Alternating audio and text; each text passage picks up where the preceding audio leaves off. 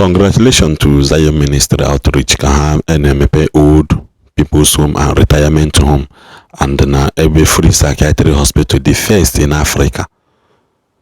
The first nwere church lugolo dị ha before in Africa, old people retirement home and ebe psychiatric ebe na treat ndị ala for free of charge. Free, nwere osiri nukwa 1 naira. History has been made for Zion Ministry. History has been made. So in the course of that thing, Mathias say na follow koma na anato ashika ma na eme nka. This is the type of thing ekwesị ịdị na-eme. A na-akpọ Ebuka Obi Ozu Igbo Ndụ. They didn't call him by mistake. Mana Mathias na-aza Ozu Igbo Ndụ na-eri ipo ndị Igbo. Ihe niile o mepere ya n'afịa. Igbo Love Themselves was registered in his name. Hospital our chemist ahụ mepe was registered in his name, which he said categorically that na ọ bụ na unu atụrụ ụtụ a na-atụ monthly. Unu kwesịrị na-atụ ndị otu ya na-atụ monthly for it to keep it running, that he will monetize it, turn into his own private hospital. Unaghọta ihe okwu na videos ya. Mana nke a bụ nke alụlụ si unu gịnị ma ndị na-abịa na ma ndị na-abịa na ma ndị na-apụ ma ndị na-abata. Everybody, you are not permitted to eat anything. Eat on anything. Inye na onye ọbụla anything. Bịa na ọgwụgwọ nsọ. Agwọ gị. Agwọcha gị enye gị ọgwụ na bakwaba unu. Ọnwa nwanne gị nwoke na-ayị kolus. Ndị anụnwa gbachago mkpụrụ mmiri brain ha gbe kebụl ya gbabie. Pụtaba na ha dị ya. All these old people na nwere onye na-eneta ha, ndị anụnwa imogo ma ndị anụnwa nọcha na all these displaced places na Igbo ndị insecurity render go homeless and other thing, nobody care for them. Bring them to that place. They will be cared for. At least there will be a connect system that you people can be reaching out to you, make sure that their elderly people are good. This is a history in the making. Let her go. So Mathias si na na-eje ka ojeje follow. Enweta gị n'ụdị ha. Enweta gị n'ụdị ebe a, ụdị aya azọ gị ụkwụ zọpụ gị nshị dị gị n'ike. Enweta gị n'ụdị ebe a, so kakwa mma na respect onwe gị gị na ndị otu gị ị na-eri ipu. Na respect ya onwe unu na ọlụkwanụ ebe unu nọ. Maka ada ama ihe Ọnịcha gwara Obosi. Enene this for complete video ka unu nụ ihe nwanne ya nwoke ezogo kwu maka na dati na-eme na Anambra State n'ụbọchị nketa.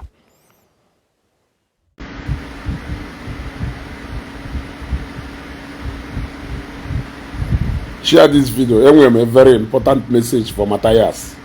And share this video. Make sure that you click on like, love, and share this video. I have a strong message for Mathias Nando too. Very strong one. You other go. Emana say no. Abaka na amụrụ ọkpọ. And the oti ọkpọ na fubo onye ya na eti ọkpọ na eti ya na.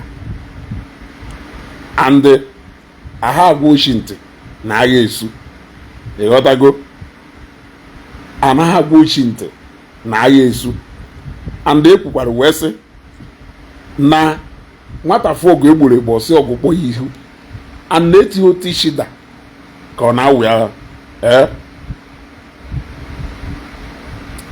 Ọ ya data ego. You other go. Okay. Mmecha program a correct ya nya. Right? Yeah, mmecha program a correct ya nya. Kelu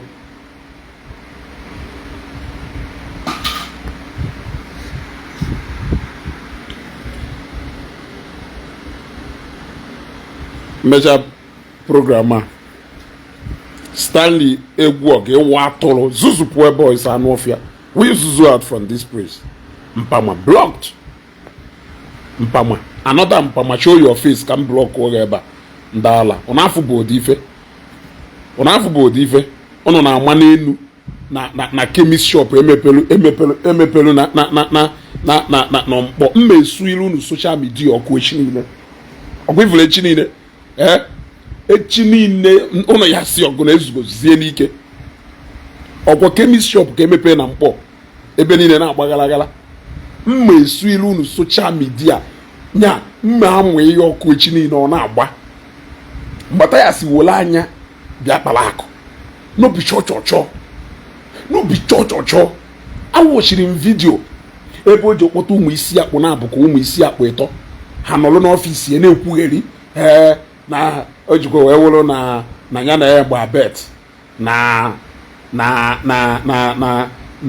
ọwụrụ na-akpụta onye ngwọrọ ma onye kpuru isi ọ ga ije na-enye 5 million ka ọ si 1 million ka ọ si 10 million ichere evangelist Ebuka Obi iwu pastor wụ brother Jerome ichere evangelist Ebuka Obi iwu kedu ndị agụ na ha na-eji eme ife tii isi na agụrụ eri echi niile if he show for you tii isi na agụrụ eri echi ibu ebe ha apịa na onwe gị apịa ka akwa dewe onwe tii isi na agụrụ eri echi niile iya awụ the first patient a eti n'ime ebe a by force and by force ada ayọghị ya ayọ you must be and nwere onye nwere ike ịkpọpụta nwere ebe ahụ until na doctor na ebe a asatify ya medically okay. Mathias, I dare you tii isi na agụrụ eri ebe ahụ echi niile ka ekpere na-ekpe n'isi lụzụ ọrụ bịa ebe ahụ gụ na ụmụ ofu ogiri ahụ gụ na ụmụ isi akpụ ahụ gụ na ha nọ n'ọfịs gị ekwugheri tii na isi na agụrụ eri echi niile ka ụnụ ma na doings nwee level tii na isi na agụrụ eri echi niile ka ụnụ ma na doings nwee level ịghọtago onye anwaghị onye ka ewu onye nwụrụ anwụ na mmadụ ka ibe ife na-agwa onye anwaghị onye ka ewu onye nwụrụ anwụ na mmadụ ka ibe jenu si Mathias na nna challenge my brother who is big there is no to Kelechi TV nwanne m Kelechi TV Kelechi you are welcome my brother who done big who done big if ife alụrụ na nga ọkpala sorry not nga ọkpala if ife Ebuka Obi lụrụ na Umueri itie mkpu you will see nothing short of a man who is an epitome of humanity. So ọwụlụ na ife iji wee na-ekwu na Mathias na-eme ọfụma awụ because na Mathias jemepe free kere ife nwere to do with this one that is a multi-million naira project. It is now ama m ego na-ehu salụ n'Umueri ya it's a lot of money. It's a lot of money and every service I had there rendered there is free of charge. So ọwụlụ na nke alụrụ n'Imo steeti atụghọ n'anya nke Imo steeti ya atụghọ n'anya I mean nke Anambra steeti Umueri ya atụghọ n'anya.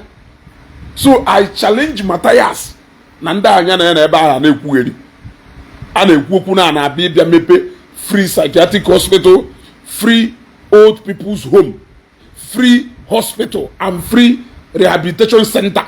Ị nọrọ n'aka akụkọ miracle ndị na-afụ ụzọ ndị na-aga ije na ndị kụrụ ngwọrọ a na-ekwu okwu ọwụrụ na n'eziokwu na ife gụ nwanwụ Mathias na-epreach wu humanity.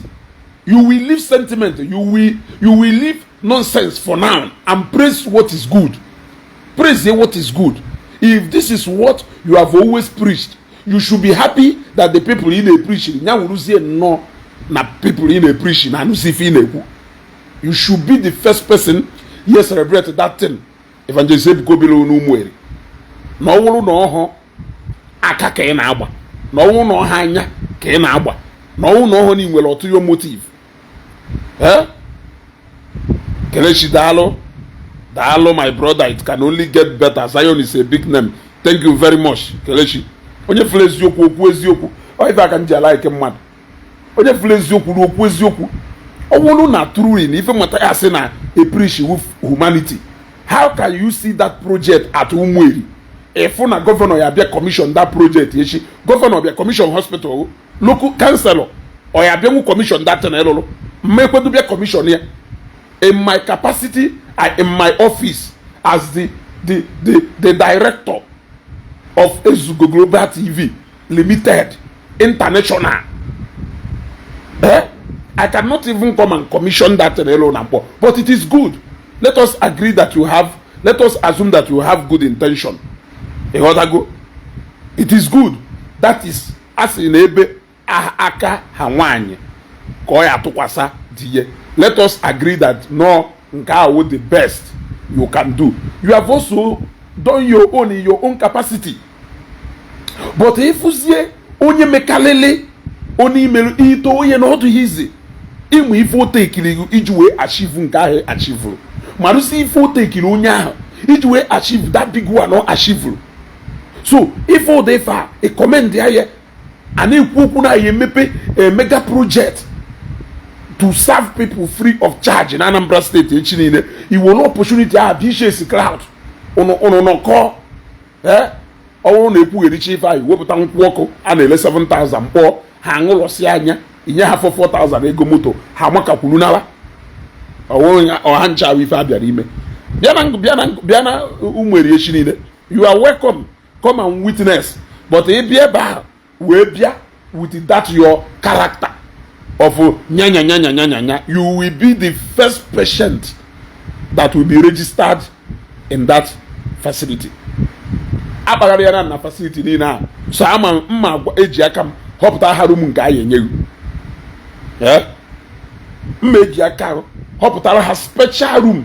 Enwe special room ebe a as the CEO mathematical anyị enyeghị a special room ebe AC ya dị kugu n'etiti isi ya na-ajụ oyi maka isi gụ na-apụ ọkụ o nwere hall mma akpọkpụghị ebe a sọsọ tiles ama na hall ahụ so ties amara na hall ah ye put everything itiri na ife imerụ na mkpọ ọkwọrọ imecha nkupụta nwa iwe jaa onye merụ wedding ike. Ọkwọrọ imecha nkupụta nwa iwe jụọ onye merụ wedding ike. Ọwụ imecha nkupụta nwa mara ego ni spend na nkupụta nwa email ifuzi onye melu wedding ị na-asị ọka ọwụrụ onye wanyị n'ime ife ofuru gị ji wee mee nke obere imeru. So if truly that your message is all about humanity, there is no way you cannot celebrate. I have seen even Ejike moment of truth. This is Kelechi also celebrating ife a na-emechi niile. Ejike moment of truth celebrate ka ife ha na-emechi niile. Say that this is a good a very good gesture. Ngoma kanolo weluko opportunity a na-achọkwa ka ichase a crowd upon go the handwriting on the wall. Ọwụ na ịfụ nke alụ n'Imo steeti bịa na nke Anambra steeti anọdụ n'Ụmụeri ibie ebe ahụ iwole anya gbaa Christmas ọ ga ife onye alụlụ ebe ahụ ọ chọọ ka ọlụ ebe ahụ were eto ọnụ into personal facility ebe o eji anata ego. Even evangelist ebugo bi lụcha old people's home psychiatric hospital rehabilitation center and that hospital of that class on alụ ebe ahụ lụcha decide there to turn it into Zion Hospital, old people's home, psychiatric hospital and rehabilitation center, Anambra State. He will make a lot of money there. Yes. You gotta go. He will make a lot of money there. Can even just say, no, you make a lot of money there. There are a lot of people, mwelu, old people, they will see time. Ụfọdụ n'obodo oyibo ozie med. They will quickly follow onye nke ha kpoje ebe a na-akwụ ụgwọ dị and they take care of that person. Yes, a lot of people can do that, especially looking at the standard ọrụ ebe a ma ndị ọgaranya ya kpọrọ nne ha kpọrọ nna ha kpoje di ya na-asụ ego ebe a fụna na take proper good care of them. He can make money with ife ọ na-alụ ebe a. Or the psychiatric hospital ụmụ dimkpa one ka ha ụdụta every day ka families na-abọ ndụrụ ụmụ okorobịa na ụmụ agbọghọbịa na-atụje ha n'ebe a na-agwọ ndị ala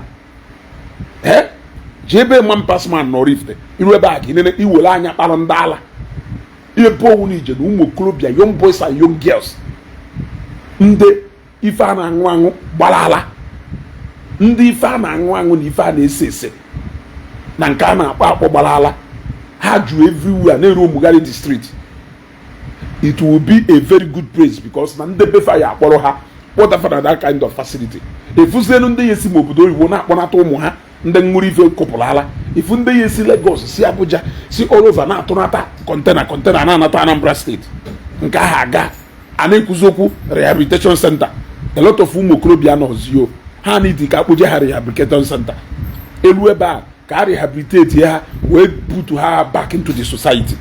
So, or the hospital there and Alueba is a high standard hospital that people can go from Oka, people can go from Bewaja, people can go from anywhere. Mampo, Ebe Mathematical na Zuafia. People can go from there to that place to go and get the best medical treatment they can imagine. So, Ocho Koto Nweba into personal facility go. He can do so comfortably well. But he decided to give it out for free. He decided to use it for charity. Enolonako ndengwolo merefa. Ndengwolo merefa. Ndengwolo merefa. Enonako story. If he sure for you, put body with Allah unina. With whom we see we are gonna hand on office because even salon I be not jobless people. Ije an office Mathias ije nku. Ije an office Mathias ije nku kai no no toto. Ije an office Mathias ije kwasre no no toto. Egwu na ogworo onye ngworo na ogworo onye kpuru isi. I we see okay na iye je gadata ndị ngworo gadata ndị kpuru isi. Buru ha we jebe chi ni na ya abia ka ogwo ha.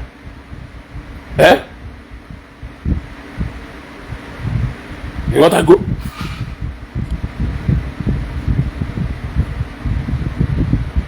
He gave the facility to who? Akosayon. Only the facility to humanity. Yes, for charity.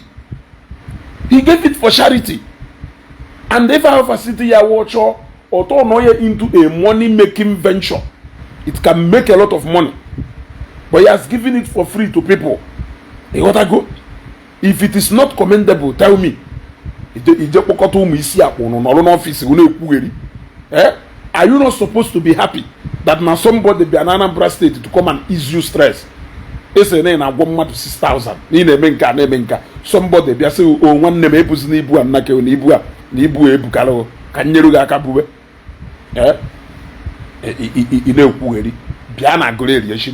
You will be the first patient that will be registered in that facility.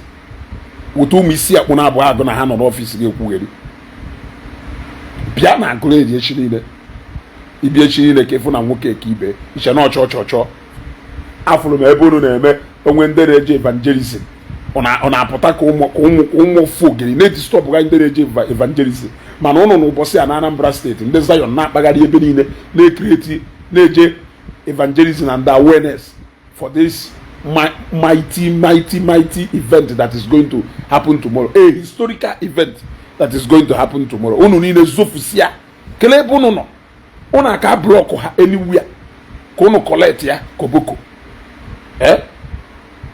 unu aka block ndị Zion anywhere n'ebe niile ha jere evangelism na Anambra state.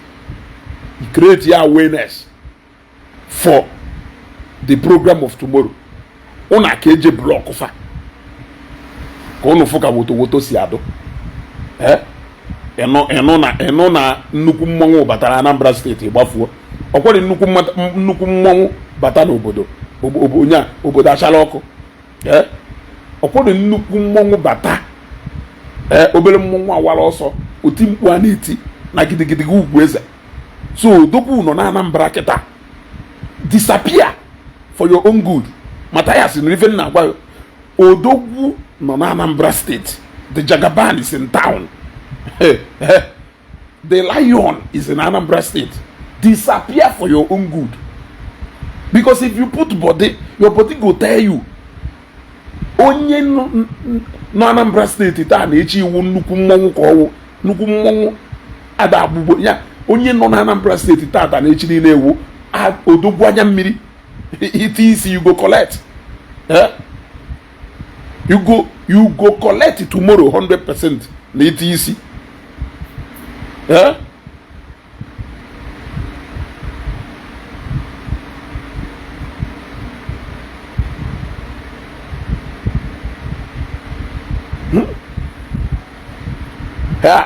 Eworokwo na ha akaụntụ Akụ Zion mepee another akaụntụ ha ọ dị egwu.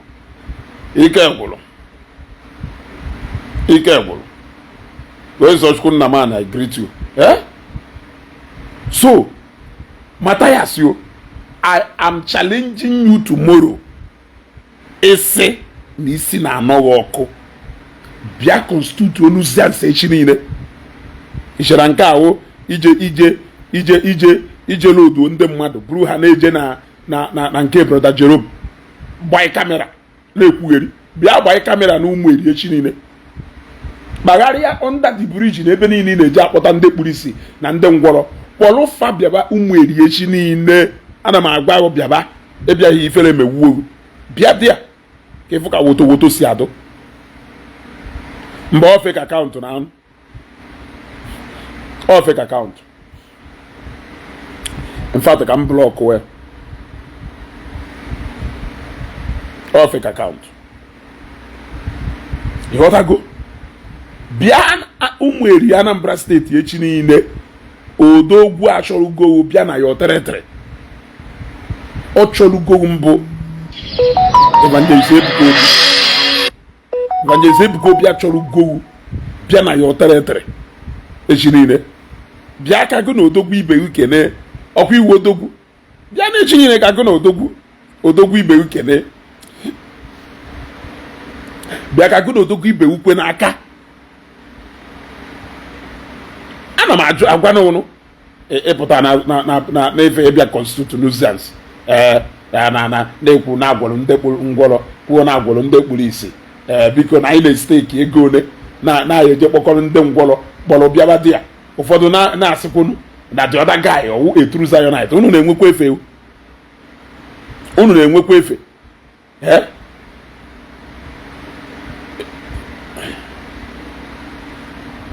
Okay, ka anyị blọk godu fake Akụ Zion.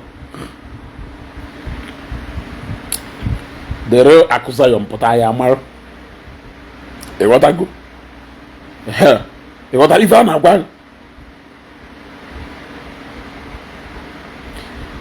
Ụfọdụ na-asị ezugo that guy ọwụ a real Zionite. Ike na-adụkwa unu. Ike na-adụ unu. Ndị ma na ha bịa ọfisi Mathias ịbịa ṅụ ekpeteshi ịma na atanido ha nso. Ndị ma na ha bịara ọfisi Mathias ịbịa ṅụ dachi ụtụtụ ekpeteshi ụtụtụ. Because nke a ha na-eme, let's go back to our root. Ịghọtago? They will not drink a foreign and refined whiskey. Ọnụ ụfọdụ n'ime ha ka mmeperu shop ebe a na-ele whiskey do refined. Ịghọtago? So ife ha ya like ịda aṅụ ụtazi atani ekpeteshi. Onye ka ha ya like ịda aṅụ.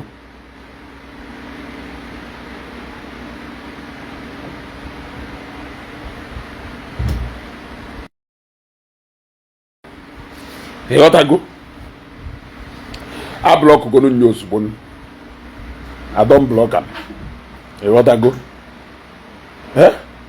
So mathematical nwa mama, if e sure for you, bịa constitute nuisance na ụmụeri echi niile. Ka gọvanọ Soludo gbago n'obodo ma ndị na bịa tomorrow ka Soludo gbago n'obodo nwere ndị ama na ha na ime ife obodo ya ejibo aga amalụ adụghị ofere ọ ege eriri wuri ike ekele eke aga amalụ ọdụ ofere ege eriri wuri ike ekele eke. Ịghọtago? Evangelist Ebuka Obi akụọ na ekwe na Anambra steeti nke na Anambra steeti amarụgo onye ọwụ even na ọ sọpụzụrụ ọbịa chechi niile ọwụ na ọhụ maka ofe ife ọbịa chechi niile ọbịa chechi niile akpọrọ nya bata na Nnewi ka igwe Nnewi chie ya echichi. Ịghọtago? Igwe Nnewi sọpụzụrụ ichi ihe ọzọ Igbo ndụ. Ana m agwa gị eziokwu. Igwe Nnewi sọpụzụrụ ichi ya ọzọ Igbo ndụ. Ịghọtago? Anyị ebu Igba na-eti ọnụ talk is cheap. Anaghị afụsi okwu. Na-anyaghasị ọnụ n'ọfịs gị pụta echi niile ọ na-eme ụnụ fụ ndị na-eme evangelism na-apụta na-anyaghasị ọnụ mana ụnụ nọ ndị Zion scatter everywhere around Anambra State bụ Ọnịcha ma Ọka na-eme evangelism ụnụ niile na-akpụsịa pịokpụsịa mana mkpọ ụnụ na-akpụsịa onwezidiri onye fụrụ onye afọ amụzidiri na ụnụ nọ na Anambra State eche na unu na-eme unu onye bụ spika ekwu okwu na-eje blọkụ ya sị na ọ ya ekwu okwu. Ịghọtago? Akụzayọ sịrị only me self why involving a whole governor.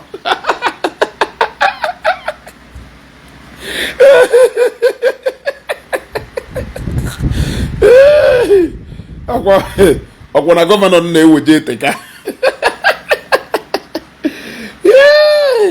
Ịghọtago? So what I am challenging you now, afro m ebe ị na-ekwu na ya akpọta ndị kpuru isi, na ya akpọta ndị kpuru isi, say I challenge you, bịa Aguleri echi niile, ịbịa ebe ahụ apịa n'onwe ewu ka akwadebe, eweta nkwụnye gị ṅụọ, epute rice nye gị rie, ewe onwe anụ agwụrụ eweta nye gị taa, iribe dị iche nara. Bịa ebe ahụ echi niile ka ịbịa consult onuzans bịa nyagasị ọnụ. You will be the first patient I register na that place, and mụ ya enye room ya nọ. Mụ ya enye that room ya nọ na ya. Mụ onye ya agba ihe ọgwụ ya aṅụ sefe echi niile. Ịghọtakwa ife nna agwa put body kelee ebe unu nọ, kpọọ unu chekwube, kpọọ unu group unu niile, that association of ndị isi mgbaka, unu ka alụ ụlụ Ụmụeri, unu ka alụ ụlụ ife alụ na Aguleri. So I challenge you to submit yourself tomorrow as a patient. Yes, any the patient there. So I challenge you people to bring yourself down and go and register yourself in that facility as the first set of patients I are attending to there. Come to Ụmụeri tomorrow. Nya, Mathias, Meriki Neje Airport. Kam woluntenu. Kam woluntenu na afụrụ around Ụmụeri Airport. Ha me ekwu ebe Evangelist Ebuka Obi no. Nya kam woluntenu na afụrụ moto gbafere fu onye dụka ọ wụrụ na ene onwere na ije niile na side Ụmụeri na ọhụrụ na na-abịa ebe a na-eme ife eme. Kam woluntenu kam woluntenu ya echi niile. Maka na in fact ọwụrụkwo na iyiri Mathias, don't come to Ụmụeri echi niile. Ịghọtago? Ọwụlụ na iyiri Mathias in any way, don't come to Aguleri echi niile. N'ọlụbụ ụnụ hapụ anyị je mepeche ebe ahụ anyị enyeghị update efu ya. In fact anyị ada enyeghị update as the hot efu ya. Ịghọtara? So ọwụrụ na onwe ka egide gị isi gị, ma ọ n'onwe ka ọnụgụ, ma ọ n'onwe ka ntịgụ na imi gị, ma ọ n'onwe ka isi aga ka ọ na station ụdụ ka station nọrụ n'ụlọ abịa na maka na ụbụla na ise ya adago n'isi before as na ọhụụ yo nna na mmadụ na-eyikwa ibe anyị na Chukwu kekwuru mmadụ ugboro ịbụa, but you go don collect and then nwere ike inye go bed before wee chọpụta na ọhụrụ onye a na-achọ ka ewu ọ na-anyagasị ọnụ. Nnukwu mmọnwụ nọ n'obodo, obere mmọnwụ ya awala ọsọ. Fat ife nọ na Anambra steeti kịta akarịrị akarị. Ọkwa ma Anambra steeti kịta, men of timbers, men of caribas, men that run things are in Anambra state now. Ndị ike ndị obodo ji biri, ndị na-agba obodo mmiri.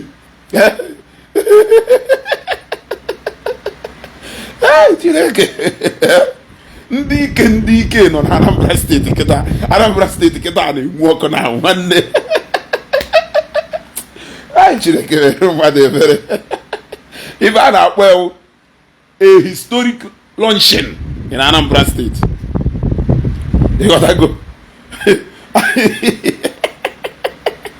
Man is open now. Ndo obodo jibili no na Anambra State keta. Papa wa, daddy Igbo niile. Nnukwu mmadụ to ka nnukwu arụsị. Oversize ndị amụma. Oversize ndị amụma. Dike Ejejọkụ, egbe Ejejọkụ nọ na Anambra State.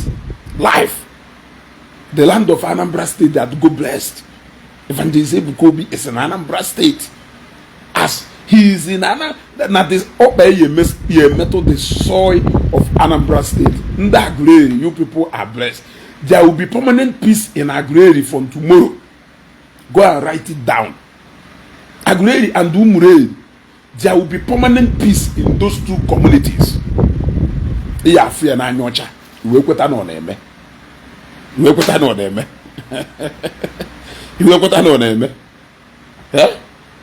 so ọkwa m chọrọ ịmata awa ọkwa dị oke mkpa jezie gwa onye ya agba onye ya agba gbanụ Mathias ọnwụ na ọ kwadoro ime travel echi niile na oye use airport nya ka wuo ye nya ka wukwa ye maka na afọ ya awụ sọrị imagine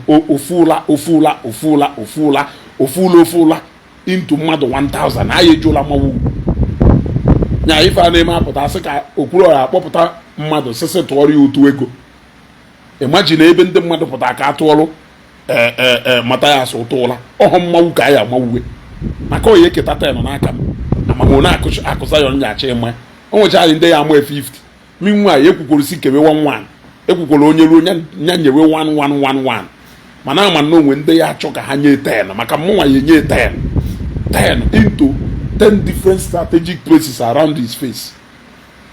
Ịghọtago ọ ya ama that I met Ezugo. Ịghọtago ife na agba mana ọ chọọ ọbịa n'ụdị nwa mmadụ and ọbịa ọ ya ewuta play nya carbon sheet etu a deye I am here for peace. Peace be unto this house.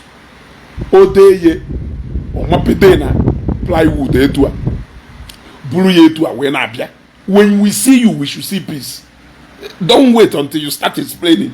If you wait until you start explaining, abara ya sorry. Abubu yibi ebe ahụ when they ihe abana ebe ha na-eje enye ọkụkọ nri from tomorrow. Ịghọtago? So, ihe wota play card nke mgbamgba cardboard sheet. Ideye, I am here for peace. Peace be unto this house. Ideye de biye chekwube okwu nwendo.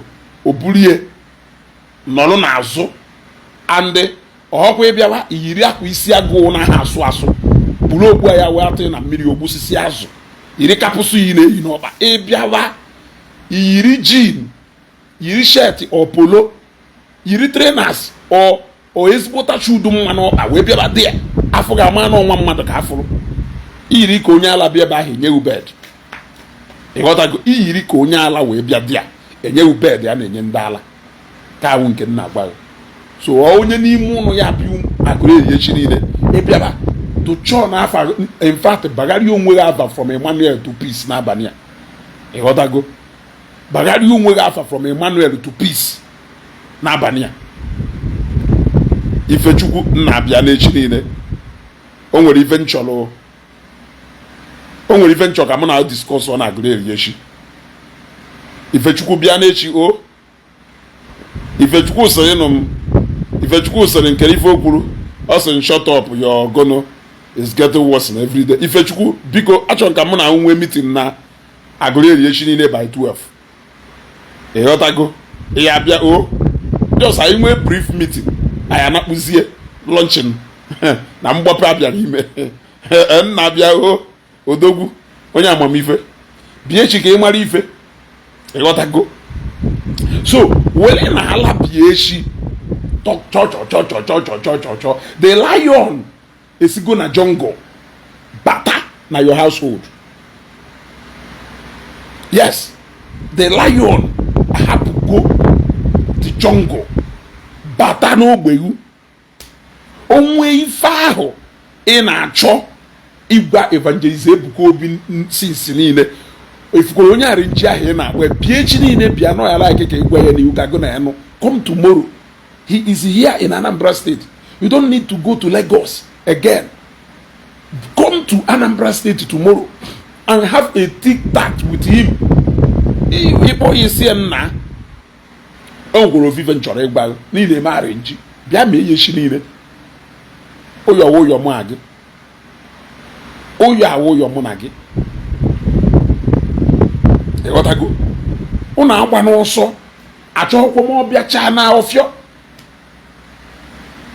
achọghịkwa m ọbịa chaa na osu achọrọ m ọnọrọ echi ya na-eme ndị ala ọkwụ na-ama ife I like the fact that evangelist Ebuka Obi understanding na ụmụ okolobịa na ụmụ agbọghọbịa ahụtụ akaghịzi. So ife ahụ ọlụlụ n'Ụmụeri is nya ọ bịara at the right time nji wee sị na that man was the prophet for this generation. Ịghọtago Ifechukwu achọrọ nke ị nọrọ ebe a ka ịnụchi ife na-ekwu ka m wee blọkụ ọma blọkụ because mma like ka anya mmiri na ọbara gbaa n'anya echi niile. So ị nwee freedom now maka mma like echi niile ka anya mmiri na ọbara gbaa n'anya. Ọkwụnụ na-eselebreti mkpọ ụkọdụ na mkpọ ka ife n'ife unu ya eme echi niile. Unu na-eselebreti kemistri nọọsụ ụmụ eze agụ do na mkpọ unu ọgwụ ịma na ihe ekwe ka admiti onye ịma na unu ọgwụ Mathias wụ the chief medical director. Mathias aye prescribe Panadol unyaw CMD of that hospital mana o nwere emergency n'ime abalị o buru mmadụ gawa Iyenu mission hospital Iyenu ọ hapụ nke ya awụ chọọ ọbata n'ime abalị gbawa adọ na onye nne dịrị oyi na-eji ụkwụ agbawa ụzọ ọchọ kịta ọbata n'ime hospital ya ha ebe 12 pịawa adọ ọpụta gbafee ihe land ya n'Iyenu mission hospital nke ndị ụka lụrụ chebe ebe a mana oge ọ nọpụtara na Facebook ọ na-ekwugheri ndọka this ndọka that elo hospital osu ya hospital ndị omenala bụzi eziokwu na ndụ jewe nke Iyenu mission hospital rụrụ ijewe ebe a ruo ebe a zụta ndụ mana mmesi na ịmahọ na ndị ụka na-azụ ndụ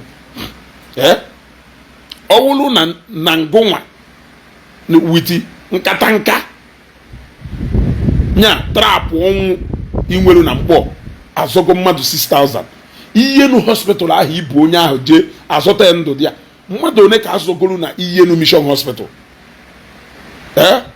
they will be like mmadụ 100,000 or mmadụ 1 million or mmadụ 100 million because na Iyenu mission hospital tọrọ ngụnwa ahụ Mathias ịmọrọ na ọ tọrọgo ịmọrọ na Daisan hospital akwụdo tọrọgo abi Iyenu mission hospital ahụ ijeru tọrọgo Daisan hospital akwụdo tọrọgo and other mission hospitals enwelu across Nigeria ma be ndị Yoruba ma be tọrọgo. So ọ wụrụ na ịgwọgo mmadụ 6,000 maka iji onwe gị amaghịrị Jizọs malụ na Jizọs agwọgo mmadụ 1 billion kezi ọ pụrụ na ịmahụ all n'isi through gospel of omenala bụ ụzọ eziokwu na ndụ wee gwọ mmadụ 6,000 malụ na Iyenu Daisan hospital akwụdo and other mission hospitals enwelu across Nigeria through the message of Jesus Christ agwụgo more than mmadụ 1 billion. So tozie ya na scale and improve goal here because mgbe emergency dụrụ and mgbe ọkụ dụrụ over enwegha ụlọ ọgwụ nke ndị omenala ahụ jebe n'Iyenu mission hospital ruo ebe a Chineke ji bụọ ike ekwensu ji ichi nwunye n'ihu ị nọrọ ebe ahụ mee vidio gosi ya ebe ị nọ. You people always have a way of trying to spread the hate una pass a message balloon ịghọtago mụ na fada nwebe joy ya wee jee ebe ahụ echi niile mme no matter what mma akaba afụ na njepụte ọ ga-abịarịrị di ya o nwere isi get why nya ya bịa kala anyị masị ebe ahụ echi ịghọtago unu fụcha eziokwu na asị na ọ na-aya ekwu ife agba n'aka eji enyo ihe etiche evangelist Ebuka Obi ihe eti ife afụrụ anya ana m ajụ gị ajụjụ ife anyụba sịrị na gosi nka mfụ n'anya gosi nka mfụ n'anya ife gosiri gị n'anya o nwere onye okwu edelu in black and white okwu ekwuchalụ nwa iyi kụkwasa ya ọfọ n'elu ị na-afụ ya n'anya ị ka na-agbagharị ka o wee wuni na-ekwu okwu na-eni enu ka ị na-enene ọ kwesịrị na humanity ọkwa postu ngụ vidio ebe jee paaki ji ọnụ ya na-agba ahụ na-egosi Seraphic Hospital sịgo na bank akaụntụ evangelist Ebuka Obi dị ebe ọkwa na ebe ọ na-egosi gị ya anyị agụụ na ghara ibe ụbọchị o jee na hospital ebe mistake nọ igere ntị nụ program o mere ka ọ pụtara n'ihu hospital ahụ, ọkwa igere ntị nụ akụkọ ọgbalụ ka ọ pụtara na hospital ahụ, ife agba n'aka eji enyo evunu ndị ilowu ya anọlụ ha ya ma mgbe ha kwuru kwiliu and ha kwụchazie kwiliu at the end of the day ha na okwu ha kwuru maka ya ada agbarị ihe ghedo ha ọnụ idebe ha ndu eziokwu a ha kwuru maka we continue to hunt them. They will be trying for years trying to fight that truth. Ha jikwa ọnụ ha gba ndị mmadụ truth ahụ a na-agbairi ha fim o truth niile jebaki kwuru n'ebe Evangelist Ebuka Obi nọ ka ọ na-achọ ka ọ tọọ n'otu okwu asị taa o were agbairi ya fim ha egwu igwe agba ya onye ọcha ngụ ji ọnụgụ gwa ndị mmadụ sị ha na Evangelist Ebuka Obi enweghị bank account na bank account ya Humanity you pointed nọlụ mgbe eje na hospital maka ije treatment Mr. Ibu nọlụ dị a kwuo okwu maka na enwe ife Evangelist Ebuka Obi menwuru dị a ịpụta si anyị na Seraphic Hospital a onye ahụ bank account Evangelist Ebuka Obi ị nọlụ ebe a wee gwafa ha jee na nga ọkpala ka ha fụ ebenepe Chukwu ji ya alụ na nga ọkpala. I want you in any way you feel you can. I want you to also spread the gospel and message of this Umweri psychiatric home, hospital, rehabilitation center, and the old people's home. If I will even docha government ndosha na finance, yaka mwado lolo eba second free of charge. Achọrọ nke ịkpọtakwa onye ya bịa na podcast go. Ka ọ bịa analyze ya that wonders in Umweri. Ọ bụrụ sị ịda akụ asịrị podcast ndị asịrị ịghọtago podcast ndị asịrị podcast ebe a na-eje ahụ asịrị ya ka n'ike ịghọtago achọrọ nke ịkpọtakwa mmadụ ka ọ bịa na podcast ya ka ọ bịa podcast ya maka wonders ya dị n'Umweri. Ọ bụrụ sị ịda ekwu chọọ ịghọtago ọ bụrụ sị ịda ekwu chọọ you dey feel me ebunu ya afụ ndekpu atụrụ echi niile mụnwa wezugo na agwụ ọnụ ebunu ya afụ ndekpu atụrụ echi niile ya wụ a total shut down I assure you we are down tomorrow. Anambra State ekweta na ọ na-eme ịghọtago ana Igbo ya ekweta na ọ ya eme mgbe ịfụ ka ndị Anambra State si enwe aṅụrị ịghọtago kịta is the time for the family of Ihead Light of Africa to use this opportunity. Manu malalo that boy where na-asị nya bịa echi niile na ọ ya enye speech na ground Evangelist Ebuka Obi na Agụleri ọbịa ebe ahụ ke ya ụdọ tukpuo ya n'ofurum kịta awụ time ndebe maazị dibịa ya eji wee kpọrọ that guy pụta tuje ya Umweri elu ebe a ka agba ya ụdọ tukpuo ya n'ofurum. Only a lot of them need that rehabilitation center more than anybody, especially Ihead. That guy need Gaboyala. That guy need to have a stay and a place. Now, if I don't agree, a lot of people need to revisit them. Yeah, I can tell you that out of a sitting of 10 guys, I would draw 7. You see her. Adazi achikono isifa adazi achikono. So the man who before we biara na the most critical aspect, which is it is not only health but your mental health is even more. A lot of umuke are in their state of consciousness. Ụfọdụ na-ese ebe Igbo sechi Igbo see kolos sechi akolos pịa see ata iwa see stone melt or plastic kpoo n'imi sọsọ ka ewe nweta highness tama bottle maka na na-achọ highness depụtazie ka gụna onye ọgwụ na-akụghịrị ụfọdụ eweta iberibe zoo n'okpokpo oyiwo a na-asụ ewere na confuse ndị sịrị na ije akwụkwọ enwe isi that Western education will total waste of time. Mana no kwa ebe ahụ wuru something do meaningless. So you know you are what you need to see for you na akwa kasi na onye ad intelligent. O ha ama ife ka owo. Anunue Bernardo, thank you very much. Azoka Opene. Anunue Bernardo, nde mayegwe na the opportunity is waiting for is here. God of Zion, allocate gay. Close to him, oh. Close to him. Nando Dunsonu Mweri. Keke ka ye jiburi e bia to hapo ye ba.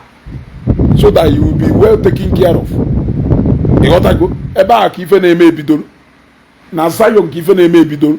So nyawo na Zion facility ka ya agwo ife na-eme. So ndebe anu no Benando, you people should take this opportunity tomorrow and secure a place for him. No na grade. Ona otari ife na-ekwu. So echi niile agha akara aka. Aheri nwa ngworo. As a bona fide citizen of Anambra State, as a true son of Nnewi, and as a lover of Zion ministry, and the lover of Evangelist Ebuka Obi, we welcome the great prophet of our time, oversized Ndamuma, an epitome of humanity. Nwoke jupụtara na mmụọ na nke ikpeazụ a. If they play, if they show, talk and do. If you do anyhow, you collect anyhow. We welcome him to Anambra State. Onye se na ọda anụ ife nya bie chi ka ọnụ ife. Ese na iwu onye isi nkụka bie chi ile ka ifu ndị isi nkụka ibe. Ịghọtago? Ese na ihe anụ ife na nọ na acha onisi bie chi niile na-enwere kategori ife ahụ iche na ọdụbeghị ọdụbe onye ọzọ. Ife ahụ iche niile emekarịcha onye ọzọ na-eme in excess mana ịmahọrị ọ ha na-emeghe n'ihu. Onye debere ahụ na ọwụọ m ụlọ amala ofu asaghapụ aka maa ya ịtọ ọ sị na ife ọ ya ama wee kọfee ya taa n'obuga ọtọ n'ojewala onwe. Ịghọtago? Ọtọ n'ojewala onwe. So we welcome the great prophet of our time. Anambra State is the home of hospitality. Anambra State is a home that welcomed more than how many million people from all over Southeast and Nigeria. You talk about Nkwonewi, you talk about Onisha. Welcome more than how many million people. Talk about Anambra State University, Ebariam. Talk about Anambra State University, Uri Campus. Talk about Federal Polytechnic, Oko. Talk about Nsugbe and all these things. Welcomed more than millions of people from different areas from Southeast and beyond. Welcome them without any pim or without any chikwim from year to year. That is who we are as Anambra State. Very welcoming people. Very welcoming people. So we welcome the great evangelist and the great prophet of our time. Oversized Ndamuma. Onye kweta ho na nke ikpeazụ a. Kweta ịgwachakwa nwaagụ asịgo na na ndị niile siri agụgọ mechara kweta na nke ikpeazụ a. Ịghọtago? So we welcome the great prophet of our time, Evangelist Ebuka Obi, tomorrow as he comes to Anambra State to launch a historical project. The project that can never we shall learn at the face of this earth. Posterity will always be kind to him. The world will always work for his favor. And if he can even dakwasa, can never befall his family. Anambra State. We cannot be ungrateful like some people from Ngobala. We are so grateful. We are so grateful. So I'm going to draw the curtain here. Take my message to Mathias and his group of Ndala. Banofana, all road leads tomorrow to Aguleri. So imalo na alago ne koge kone da nife. That is what tomorrow is all about. facility ahụ abịara imepe echi niile, you can have a room, a free accommodation, free feeding, and free everything there, even free therapy. You will have it there. Ife niile zuru oke there. Ife niile zuru oke n'ụlọ nsọ. You got to go. So I think I'm going to wrap it up here. Kabani amala ima. Let us sleep and prepare for the task ahead. Kabani amala ima.